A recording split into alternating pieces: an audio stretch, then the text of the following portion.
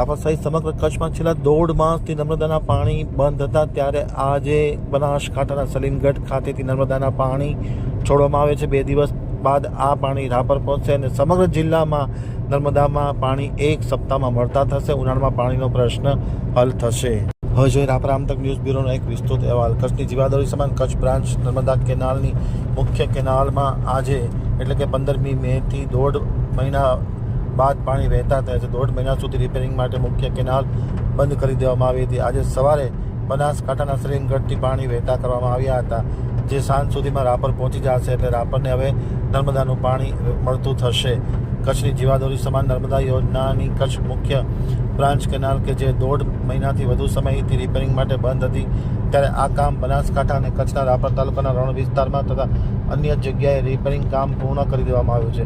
અગાઉ મુખ્યમંત્રીએ જાહેરાત કરી હતી કે કચ્છ, બનાસકાંઠા અને પાટણ જિલ્લામાં પસાર થઈ રહેલ નર્મદાની મુખ્ય કેનાલમાં 15મી એટલે કે આજથી પાણી છોડવામાં આવશે। કચ્છની મુખ્ય કેનાલમાં સલીમગઢથી સવારના 10-11 વાગ્યે નર્મદાના નીર વહેતા કરવામાં આવે છે। આજે પાણી વહેતું થતાં કચ્છની મુખ્ય કેનાલમાં 3-4 દિવસમાં પાણી આવી જશે અને કચ્છને હવે નર્મદાનું પાણી જે અગાઉ બંધ હતું તે સંપૂર્ણપણે મળતું થશે। 1 સપ્તાહમાં સમગ્ર કચ્છને નર્મદાનું પાણી જે અગાઉ બંધ હતું તે મળતું થશે તેવી આશા વ્યક્ત કરવામાં આવી છે।